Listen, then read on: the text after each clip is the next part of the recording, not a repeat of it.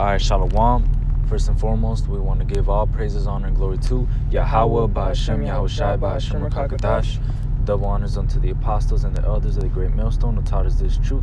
And Shalom also to the Akim pushing this word in sincerity and in truth, and to the speckled bird across the four corners of the world. And to the few sisters who are listening to you, we say Shalom. Lord willing, this will be an edifying lesson. And I'm the brother Kadashia. Brother Yaquad. Khan, and basically what we wanted to go into is the quick lesson about how the kingdom is going to look and how the world as a whole is just going to be more beautiful than this current world.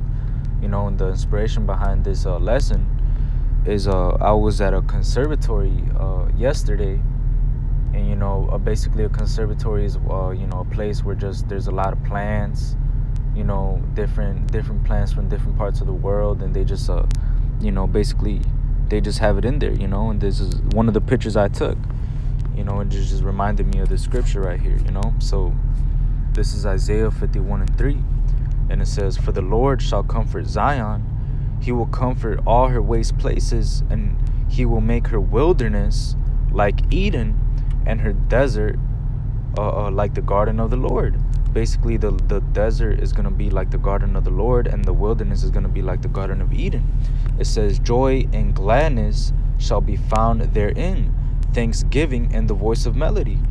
And basically that's how the kingdom is going to be. When the Lord comes back and the kingdom the kingdom gets set up, all the waste places, the wilderness, the desert is all going to be like the garden of the Lord, most likely like this picture right here that you see right here, but even more beautiful.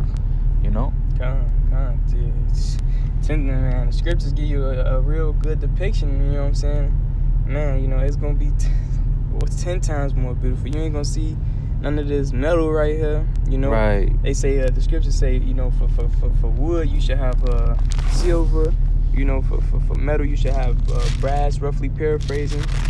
For brass you should have gold. I got that right here. This is Isaiah 16:17. It says, "For brass I will bring gold, and for iron I will bring silver, and for wood brass, and for stones iron. I will also make thy officers peace, and thine exactors righteousness." That's right, man. So the Lord is gonna upgrade us, man. At an abundance, man. He's gonna upgrade, his people, man. All right, take us from this very low estate, and set us, up on a level that we can't even really imagine, man. And that's what we fighting for, man. We fighting for this earth to return back to its natural estate, in righteousness. Right, all right, right. To be, that paradise, man, that it was once, supposed to be, man. Khan, you got a precept thought? Yeah, I got you. This is Haggai chapter 2, verse 9. It says, "The glory of this latter house shall be greater than of the former, saith the Lord of hosts. And this place will I give peace, saith the Lord of hosts," man. All right, so the glory of the latter house shall be greater than the former, man. And we know, back in the ancient world, Israel, they was decked out once upon a time, man. They had they would drink in the time of Solomon. In the time of Solomon, they thought even the servants, was the king, man. All right, we would drink out of vessels of gold, silver. If a fly touched one of our vessels, man, we would throw it out, man. All right, if any undefiled thing, touched any of our belongings, man, we handled it in a different manner as we would today, man. All right. Now today everything is defiled, man. All right, and it stays defiled, man. We always unclean, man, in this wicked place, man. Right. All right. Even our food is defiled. That's right. Man, everything is defiled. Mm-hmm. But when we're in the kingdom, everything is gonna be perfect, even us. That's right. The Lord is gonna put the law, statutes, and commandments in us, and in return, one of those laws is the land Sabbath. We're gonna keep that law perfectly, which Esau Edom, he doesn't actually keep the land Sabbath, That's right. But this is let me I was gonna make a point to this. Oh, Salakia. So so like I was getting to it, how it was in the former time. When we get in the kingdom, it's gonna be better than that, man. As in the time of the King of Solomon, it's gonna be better than that time, man. So you can't even imagine that, man. You go ahead. Oh, but exactly like the brother was saying, we can't even imagine that as well, because during the time of Solomon, man, like the brother was going into, even they even thought the servants were kings, you know. And on top of that, like the brother said earlier, there's gonna be gold for brass, you know. So like you see in this picture right here, this little walkway, it was made out of stone, you know. So this little walkway, most likely in the kingdom, is gonna be gold. You know, you're gonna be walking on pure gold. You're gonna be seeing all these beautiful plants. It's just gonna be amazing, you know. Because one of the laws that we're gonna be keeping is the land Sabbath. This is Leviticus 25. And it says, and the Lord spake unto Moses in Mount Sinai, saying, Speak unto the children of Israel, and say to them, When ye come into the land which I gave you, then shall the land keep a Sabbath unto the Lord. So even the land, you know, the land got to keep the Sabbath unto the Lord. It says, verse 3, 6 years thou shalt sow thy field, and 6 years thou shalt prune thy vineyard, and gather in the fruit thereof.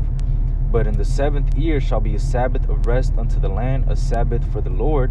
Thou shalt neither sow thy field nor prune thy vineyard. That which groweth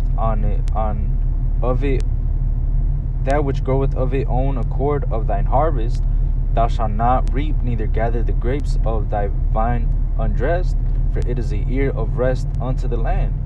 And the Sabbath of the land shall be meats for you, for thee, and for thy servant, and for thy maid, and for thy hired servant, and for the stranger that sojourneth with thee, and for thy cattle, and for the beasts that are in thy land shall the increase thereof be meat. So you know, when the kingdom gets set up, we're gonna be keeping this land Sabbath perfectly too. You know, that we're gonna let the land grow wildly. You know, it's gonna be, you know, beautiful. It's gonna grow how it's supposed to grow. It's gonna be green. You know, we're gonna be seeing plants we never even thought we would ever even see. We're gonna be seeing things we never even thought to even think of, you know. It's just, the kingdom is gonna be beautiful, man. That's right. The earth is gonna constantly rejuvenate itself, man. Yup. All right. Esau doesn't give the earth time to rejuvenate itself, man. All right. Yep. You know, that's why. That's why you got what you got going on today, man. Yep. All right. You know, crops, basically going to waste, failing, man. All right. You know, they gotta constantly spray pesticides and GMOs on these crops, man. All right. Defiling them even more. All right. You know, just so that, you know, they can have, you know, some type of harvest, man.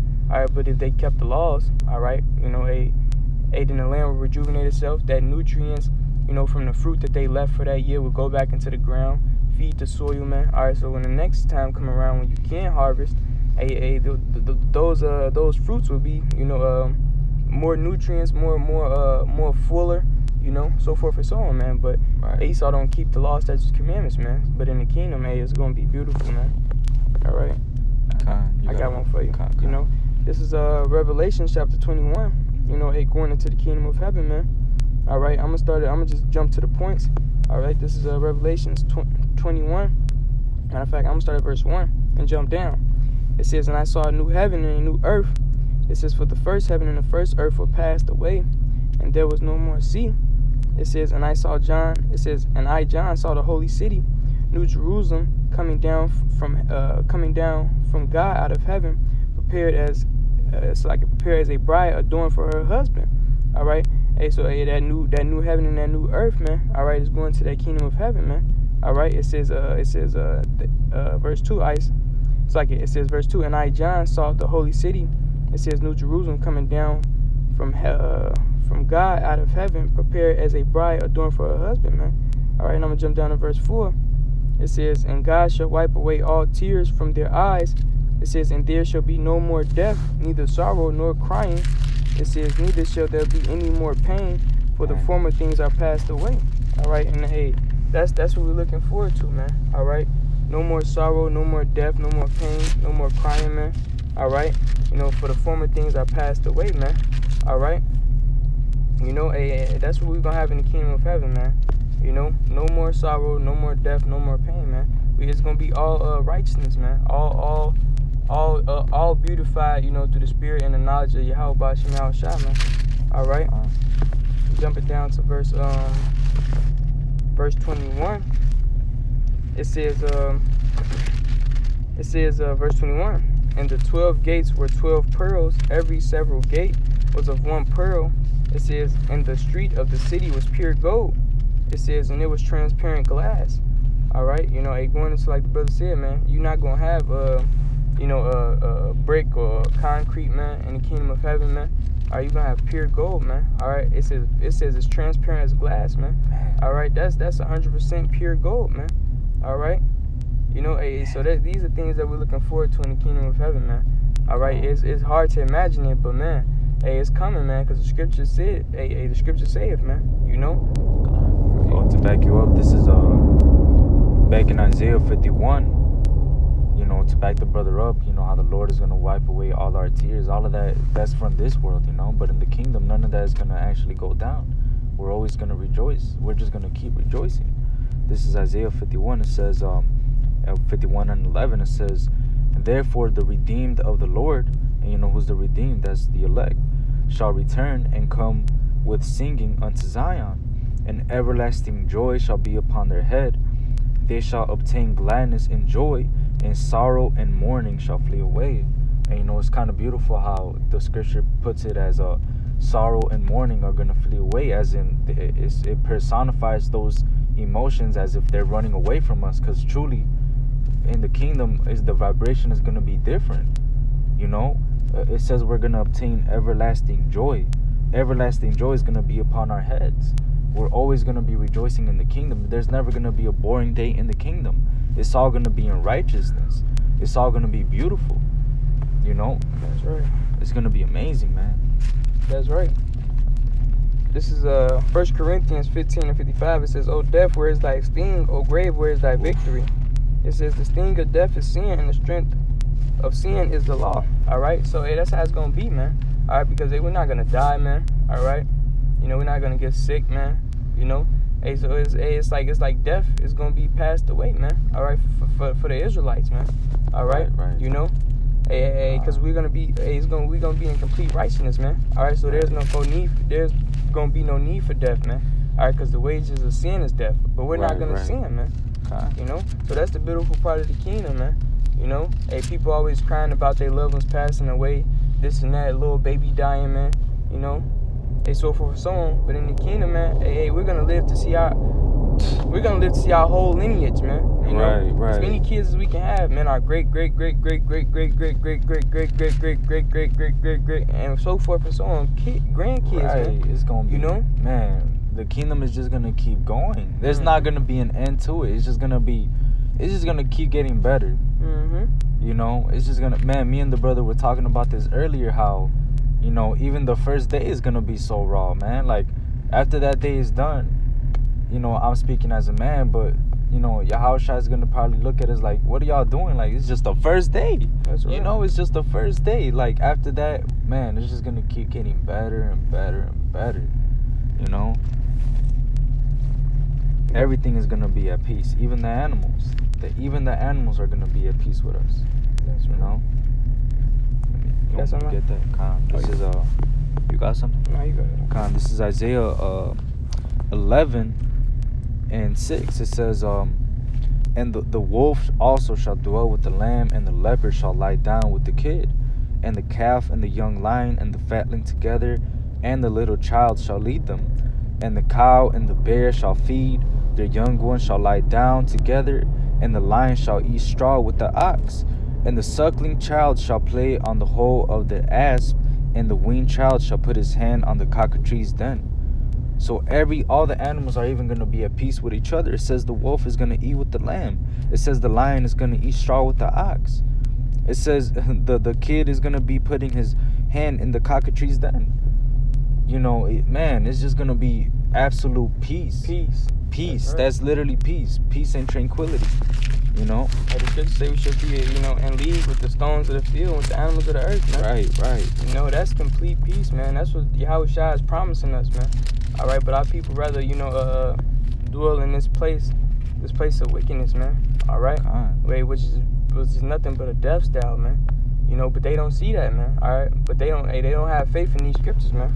All right, but that's what the Lord got prepared for those who love Him and keep His ways, man.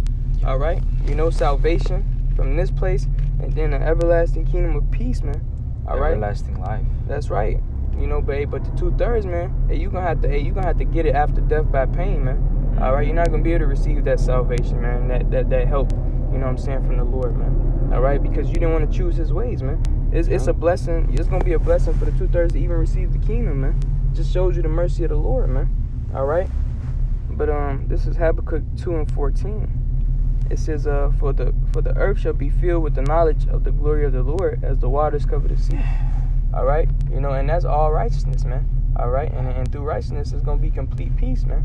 All right, I got that to back you up. Mm-hmm. That's the spirit that you say that. This is Isaiah 32 and 17, and it says, "And the work of righteousness shall be peace, and the effect of righteousness, quietness and assurance forever." That's right. And my people, you know, who's this people? Israel. You know, called you so-called blacks, Hispanics, and Native Americans, right? And the speckled bird, the 12 tribes of Israel. Those are His people. It says, "And my people shall dwell in a peaceable habitation, and in sure dwellings, and in quiet resting places." So it's gonna be absolute peace, quietness.